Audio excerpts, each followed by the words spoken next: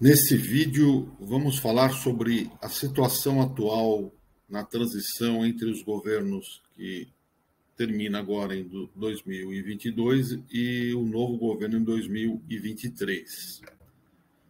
Bom, antes de mais nada, vamos apresentar o cenário brasileiro em dezembro de 2022. Alguns números que são realmente significativos que devem ser olhados com cuidado. Por exemplo, a relação dívida pública versus PIB em dezembro de 2022 estava em cerca de 76,2%, que já é um número relativamente alto, não é desesperador, mas já é um número alto. A dívida pública atingiu 5,75 trilhões em setembro de 2022, trilhões de reais. A dívida pública ela é cerca de 87,5% de residentes no Brasil. Isso em 2018. Deve estar muito perto disso agora em 2022. Ou seja, a grande parte da dívida pública brasileira é interna, contraída em reais, e uma pequena participação é externa em dólares. As reservas internacionais brasileiras em dólares nessa época de setembro de 2022, eram 327 bilhões. E essas reservas são fundamentais para permitir um lastro, uma segurança para os investidores internos e externos. Nós temos aqui um gráfico que apresenta a tendência atual de queda do nível de reservas. Essas reservas cresceram a partir do ano de 2006, 2007, atingiu o pico por volta de 2012 e depois se mantiveram relativamente estável, oscilando um pouco até o momento quando elas tiveram uma pequena, em 2022, tiveram uma pequena tendência de queda, mas nada preocupante no momento. Alguns outros números para reflexão. O PIB em 2022 deverá ser encerrado, deverá ser calculado em torno de 8,85 trilhões de reais. Esse PIB, nós podemos apresentar que cerca de 55% dele é o tamanho das movimentações de crédito, das movimentações bancárias do mercado financeiro. E a dívida pública, em torno de 76% do PIB, representaria 6,73 trilhões. Como o tempo médio de endividamento da dívida pública é 4,3 anos, ou seja, o governo brasileiro tem que renovar os títulos da dívida pública a cada 4,3 anos. Obviamente, esses títulos estão espalhados no tempo, então isso não ocorre de maneira concentrada, no único momento é distribuído, mas é um prazo muito curto. Poderemos dizer que o endividamento público ele representa entre, vamos dizer assim, um terço a metade do nosso PIB ou da disponibilidade de crédito. Então, o governo concorre fortemente com a iniciativa privada pela disponibilidade de crédito. Se nós olharmos como está andando a variação do PIB brasileiro, lembre-se que nós estamos falando de uma relação dívida-PIB. Se a dívida aumenta e o PIB não aumenta, a relação vai aumentando mais rapidamente. Se você gastar mais, aumentar o seu endividamento devido ao aumento de gastos, sem aumentar as receitas, você aumenta o quê? O endividamento. Se você não aumenta o PIB, proporcionalmente, você aumenta a relação dívida-PIB. O PIB brasileiro, qual é a tendência atual? É de crescimento? Não. A tendência é de decrescimento, conforme nós podemos ver nessa curva. A partir de 2009, 2010, a tendência do valor nominal em dólares anualmente do PIB brasileiro vem caindo. Então, a capacidade de geração de riqueza do Brasil está declinando a partir de 2010, mais ou menos. Foi mais ou menos a época que nós começamos a ter uma forte crise que não foi resolvida até hoje. Tá? Um outro aspecto também importante é nós olharmos a inflação. Bom, a inflação ela estava relativamente estável nesses últimos 3 anos, tá? E começou a subir com os efeitos da pandemia, que nós tivemos a partir de 2020, né? A pandemia causou uma forte elevação da inflação e, em seguida, nós tivemos também os problemas decorrentes da guerra na Ucrânia. Essa inflação começou a ser reduzida a partir do meio do ano de 2020, devido a uma série de providências do governo, algumas delas de curto prazo, que não eram sustentáveis, e tivemos uma significativa redução da taxa de inflação anual para 5,9% ao ano, mas podemos dizer que, a partir de agora, a tendência dessa inflação subir um pouquinho ou se manter nesse patamar nos próximos meses e talvez até nos próximos anos. Um aspecto importante que eu omiti é que a inflação deverá subir ou se manter elevada devido às incertezas fiscais, né? As incertezas fiscais que nós estamos vendo nessa mudança de governo. Nós não sabemos exatamente quanto que o governo vai gastar, como ele vai fundear, como ele vai pagar esse endividamento adicional que ele está fazendo, né? E isso deverá, inclusive, fazer com que a taxa Selic seja mantida elevada por todo o ano de 2023. Previa-se que ela estaria caindo pelo menos a partir do meio do ano que vem, mas agora ela pode, inclusive, ser elevada no começo do ano que vem e ficar por muito mais tempo elevado, o que é um mau sinal para quem toma crédito, seja pessoa física ou jurídica, ou até mesmo para o serviço da dívida pública, que a Selic é o que o governo paga pela dívida pública. Então, se você aumenta a Selic, você está aumentando o esforço do governo para pagar os juros para os credores, né? Então, é um problema, né? O ideal seria reduzir a taxa Selic, reduziria a dívida pública e reduziria o esforço dos tomadores de dinheiro, pessoa física e pessoa jurídica, para poder consumir ou investir no seu negócio. Bom, se nós olharmos a relação da inflação anual com a taxa Selic anualizada, que hoje está em torno de 13,75, aqui nós temos o caminho percorrido por ela.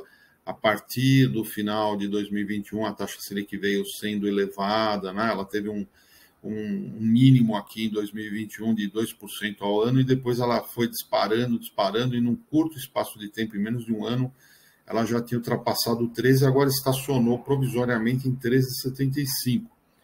Se você descontar da taxa Selic, né, que é a taxa nominal, o efeito da inflação, você vai ter a taxa de juros real paga pelo governo brasileiro. Né? Essa taxa ela está hoje acima de 6% ao ano. É uma taxa elevadíssima, é a mais alta do mundo. Então, o fato de você ter uma taxa real tão elevada atrai capital do exterior, né, e atrai o capital para a renda fixa, né, tirando dinheiro da renda variável, bolsa de valores, né, e até tirando dinheiro de investimentos produtivos que poderiam ser feitos aqui no Brasil por brasileiros ou por estrangeiros. Fica muito difícil correr os riscos do investimento com uma taxa tão alta, né? Ou seja, ninguém é louco de correr risco. Você pode ter uma remuneração tão elevada com risco relativamente baixo, né? Que é o risco que o governo brasileiro representa. Bom, e como é que foi o dólar nesses últimos tempos, né? Como vocês podem ver, a relação entre o real e o dólar, ela veio sendo elevada, né? Teve um pico por volta de 2015 e 2016, depois deu uma diminuída e subiu novamente, e muito fortemente devido à pandemia. E desde então nós temos mantido aqui um nível, né? Oscilando aqui perto dos R$5.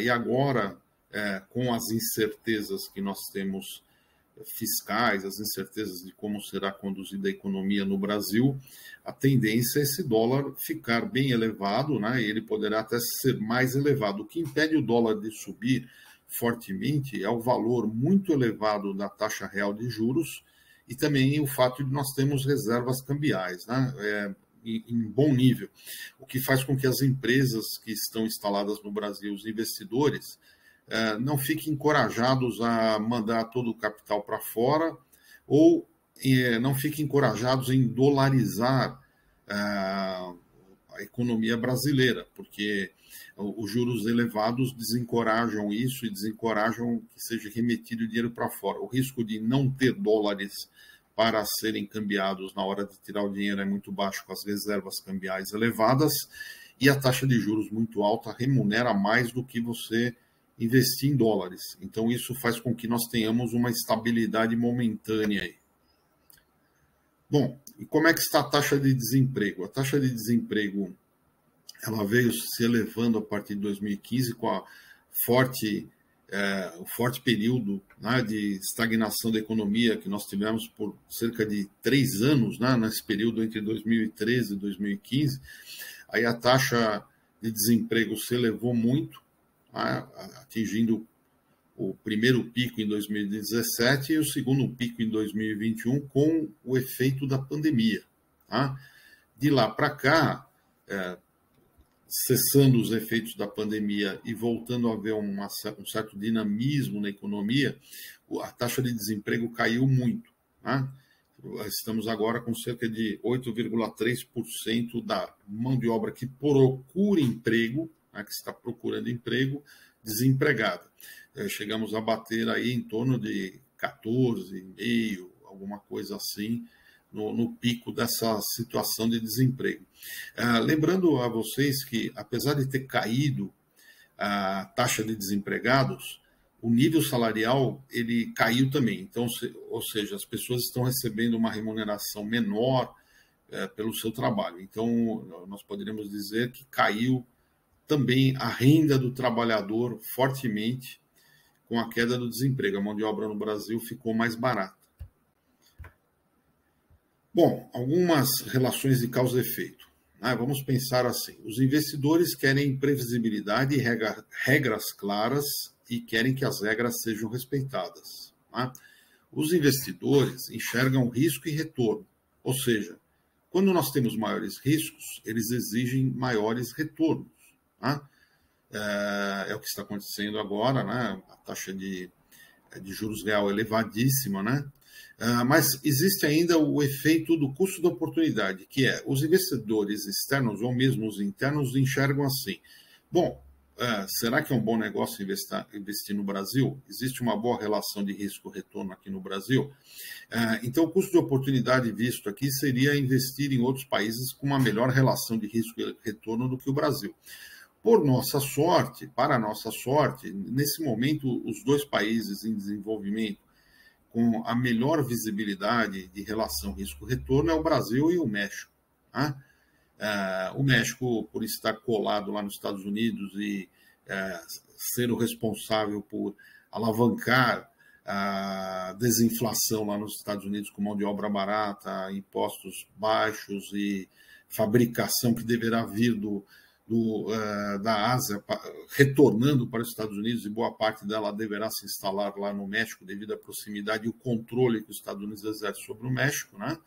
Enquanto que o Brasil ele é interessante devido à disponibilidade de commodities, ou seja, matérias-primas, né? Incluindo energia nesse rol aí, mão de obra muito barata e uma certa estabilidade social, política e econômica, né? que atrairia, né, o capital para cá em relação ao que pode ser obtido de outros países. Lembrando ainda que a população do Brasil é uma das maiores do mundo no momento, né?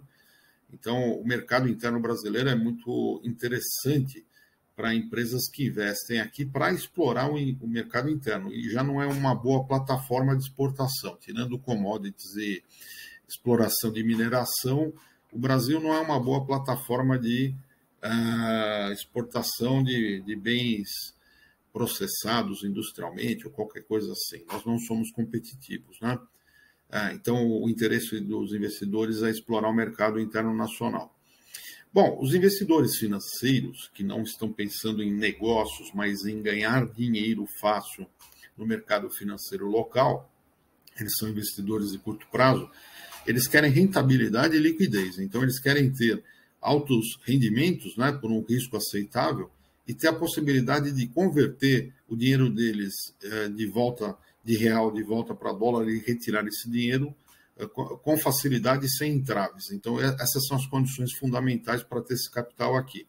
Já os investidores que visam negócios, né, que querem comprar ativos aqui no Brasil, e são investidores de longo prazo, eles querem pechinchas, né, preços baixos para aquisição, eles podem estar visando aqui o nosso mercado interno barato, ou melhor dizendo, o nosso mercado interno amplo, né?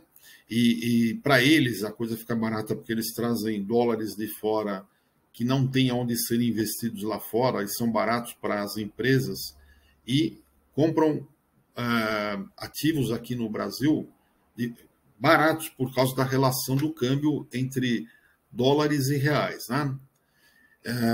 Eles visam lucros, mas ao longo prazo não estão preocupados em retornos em semanas, meses ou um ano, mas eles querem ter liquidez na conversão de reais para dólares para poder remeter os lucros e para poder receber capital de fora com facilidade. Então, eles visam estabilidade, eles visam entendimento das regras que sejam claras e estáveis, né? Previsibilidade, e eles querem ter essa possibilidade de receber dinheiro de fora para investir aqui e retirar os lucros obtidos para suas matrizes, né? Então, eles estão visando principalmente esse tipo de situação. Bom, apesar da crença de alguns, o governo não consegue gerar crescimento sustentável de longo prazo sozinho, tá? Porque o governo, geralmente, nos países em geral, ele é deficitário na sua relação entre arrecadação e despesas, né? Então, ele sempre acaba arrecadando um pouquinho menos do que ele despende, em alguns casos ele arrecada muito menos do que ele despende, fazendo com que o país tenha um endividamento crescente, que é o que está por acontecer aqui no Brasil. Já aconteceu algumas vezes e possivelmente vai acontecer novamente, né? Então, o governo até pode ter, durante algum tempo, né, a possibilidade de investir sozinho, mas ele fica numa situação que essa possibilidade de investimento vai sendo reduzida até uma hora que ninguém mais quer financiar. E aí o governo começa, entre aspas, a imprimir dinheiro, né? Aí a inflação dispara. Então, o governo sozinho não consegue investir, não consegue aumentar as suas despesas correntes e bancá-las, e não consegue gerar empregos que vão gerar mais despesas correntes sendo bancadas pelo governo. Então, o governo não consegue operar sozinho a economia, mesmo que ele queira, né? Por isso que em países comunistas o governo tem a posse, né, a propriedade e a operação de todas as unidades produtivas do país. E ele tem o controle sobre a demanda. Né? Então, num país comunista clássico, o governo seria o gerador de riqueza do país, porque ele opera toda a economia, né? Só que nós já sabemos que quando a economia é centralizada, ela se torna menos eficiente, né? Imagine uma economia onde você tem milhares de pessoas lutando para enriquecer, né? São milhares de cabeças, milhares de possibilidades de investimento, boa parte delas vão ser mal sucedidas, porém os que forem bem sucedidos devido à competição, devido à dificuldade, eles vão ser muito eficientes, vão ser muito bem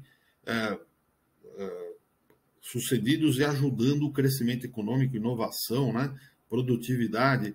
É isso que faz com que o modelo capitalista seja muito mais eficiente na alocação de recursos do que um modelo centralizado, né, do tipo comunista. Então, isso é histórico, isso é amplamente conhecido por todos. Bom, retomando, o que os investidores empresariais querem, sendo mais claro nessa afirmação, né? Geralmente o que eles querem, além da previsibilidade, de regras claras e respeito às regras, eles querem mão de obra competente e disponível. O Brasil não tem isso. A nossa mão de obra hoje em dia está muito deficiente, é uma mão de obra sem produtividade, ou seja, o Brasil está ruim nesse quesito. Um ambiente de negócios amistoso e conveniente também não é o caso do Brasil. O Brasil é um ambiente inóspito, um ambiente difícil. Para quem está aqui e conhece, imagina para quem vem de fora, né? Tem a famosa história que no Brasil até o passado é incerto e o Brasil não é um país para amadores, né? A gente já conhece esses ditados, devido às dificuldades de se empreender, né? De se criar negócios no Brasil. Bom, outra coisa que os investidores empresariais querem é a possibilidade de importar e exportar com facilidade, o que também é um problema no Brasil, né? O Brasil não facilita essas coisas. Tivemos alguns avanços recentemente, mas ainda não é um país aberto, é um país muito fechado. Bom, outra coisa que os investidores querem é infraestrutura adequada. A nossa infraestrutura está totalmente superada, insuficiente, estamos muito mal nisso. Os investidores querem um sistema bancário moderno e eficiente. Isso temos. Então, o Brasil tem isso. Em alguns casos, devido à natureza do negócio, os investidores querem mão de obra barata. Isso o Brasil tem. Mão de obra barata é abundante. Não é de boa qualidade, não é uma mão de obra preparada, não é altamente produtiva, mas é barata. Então, é trágico, mas é verdade. Nós temos isso para oferecer. Bom, nós também temos para oferecer um grande mercado consumidor interno, e devido a algumas circunstâncias brasileiras, em alguns casos ele acaba sendo cativo, né? Sem concorrência externa.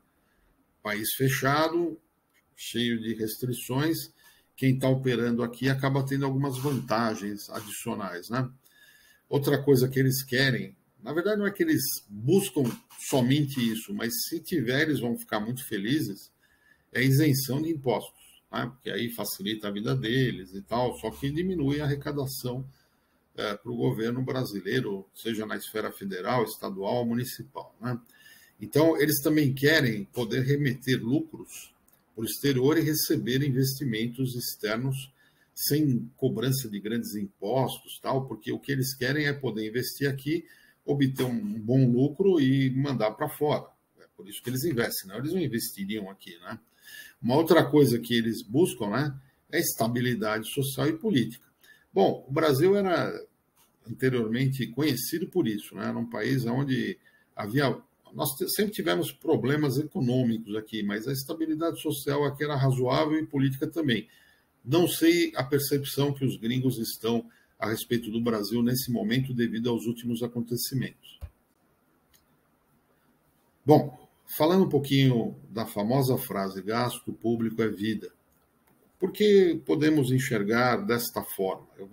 Não é a minha opinião sobre isso, mas é a opinião de alguns, né? Porque se você olhar o cálculo do PIB pelo consumo, você calcularia o PIB assim, você soma gastos públicos ao consumo das famílias, aos investimentos das empresas e ao saldo da balança comercial, né? Se a balança comercial for positiva, você soma, se for negativa, você subtrai. Então, se o governo elevar os seus gastos, ele vai elevar o PIB, né? É mais fácil, porque a única variável que o governo tem realmente controle é dos seus gastos. Ele pode não ter a possibilidade de gastar, mas se ele tiver a mínima possibilidade e quiser, está no controle dele. Como é que ele pode elevar o consumo das famílias? Se você eleva o salário mínimo, instantaneamente você eleva o consumo, a possibilidade de consumo. Se você libera crédito, você libera a possibilidade de maior consumo pelas famílias. Só que isso é de curtíssimo prazo e não é sustentável no longo prazo. Então, esse é um problema, né? O certo seria você criar uma condição de elevação da renda familiar através de melhores salários, né? Através da educação, né? De empregos mais que remunerem menor as pessoas, né? E dando melhores condições, né? Com taxas de juros mais baixas e melhores condições de investimento com menores despesas, mais facilidade de operação para as empresas poderem investir, né? E se nós desenvolvermos produtos competitivos, produtos com maior valor agregado, a gente melhora a balança comercial, torna ela mais superavitária ainda, elevando também o PIB. Então, o certo para a gente ter um PIB crescente, sustentável, seria atuar em todas essas frentes e não apenas no gasto do governo. Bom, quais seriam os possíveis cenários para 2026? Olhando de agora para frente, a impressão que dá é que no final de 4 anos nós estaríamos na seguinte situação. A maior parte dos especialistas em contas públicas dizem que, se nada for feito e tudo continuar de acordo com o que é visto hoje, no final de 2026 nós vamos estar com uma relação dívida-PIB perto de 100%. O que significa isso? Nenhum país em desenvolvimento tem uma relação desse tamanho. Isso pode indicar para os credores internos e externos a falta de capacidade do governo de pagar a dívida. Isso pode ser um sério problema na rolagem da dívida do governo. Porque se o governo acumulou uma dívida crescente em curto prazo, pode significar que ela vai continuar crescendo e chega uma hora que o governo não consegue pagar mais. Então, isso começa a soar um alarme vermelho, e aí a questão não é mais a relação de você aumentar o retorno em relação ao aumento do risco. Chega uma hora que ninguém mais quer bancar o risco. Então, esse é um problema sério. Uma outra questão, é que 87,5% da dívida pública brasileira é interna. Então, se o governo tiver dificuldade para honrar a dívida interna, ele vai afetar diretamente os brasileiros. Ele não vai ter grandes problemas com FMI ou com bancos internacionais ou governos internacionais. A bomba explodirá aqui dentro, para nós. Todo mundo que é emprestador de dinheiro comprando títulos da dívida pública pelo Tesouro Direto, todo mundo que tem dinheiro nos bancos está correndo riscos a partir do momento que o governo não consegue honrar a sua dívida interna. Bom, as reservas internacionais brasileiras são o lastro que nos ajuda a segurar a confiança no Brasil. Então, esse nível da dívida das reservas cambiais brasileiras não pode ser reduzido significativamente nos próximos anos. Isso é um ponto de atenção. Uma outra questão é que a instabilidade fiscal e o aumento dos gastos públicos numa situação já de endividamento, e a falta de perspectivas de crescimento natural e fácil do PIB, nos leva a uma situação em que provavelmente os juros eles vão ser mantidos elevados por muito tempo. Isso desestimula crescimento, e se você abaixar demais os juros, você desestimula os investimentos e começa a haver elevação no dólar e fuga de capitais do país, eventualmente até dolarização da economia. Então, o preço a ser pago no caso de desequilíbrio fiscal e falta de confiança é juros elevados, o que deverá cobrar o preço do baixo crescimento. Então, essa é a consequência. Bom, como conclusão, podemos dizer que se o PIB não crescer, e não deverá crescer significativamente, porque não tem milagre, você pode fazer coisas no curto prazo, mas uma hora isso esgota, e quando esgotar, a dívida aumentou mais ainda, os juros vão ter que ser elevados mais ainda, e não resolvemos o problema, agravamos o problema. Então, se o PIB não crescer significativamente e sustentavelmente, no longo prazo, o bolo de riqueza que é representado pelo PIB, pelo crescimento dele, não vai surtir efeito num PIB per capita. O que é o PIB per capita? Você pega o PIB e divide pelas pessoas. Então, a divisão da riqueza não ocorre sem o crescimento do PIB, porque se você olhar em termos medianos, se você toma de um e dá para o outro, o PIB per capita não cresce. Então, transferência de renda não cresce o PIB per capita. O que cresce o PIB per capita é você aumentar o PIB mais rapidamente do que você aumenta a população. É isso que faz o PIB per capita crescer. A transferência pode favorecer, melhorar o padrão de vida de alguns grupos da população em relação a outros. Mas o melhor de tudo é você crescer o PIB e distribuir melhor esse dinheiro. Então, você poderia crescer o PIB e aumentar a parcela a ser distribuída para pessoas mais necessitadas. Aí você cresce o PIB per capita e o bem-estar da população como um todo, né?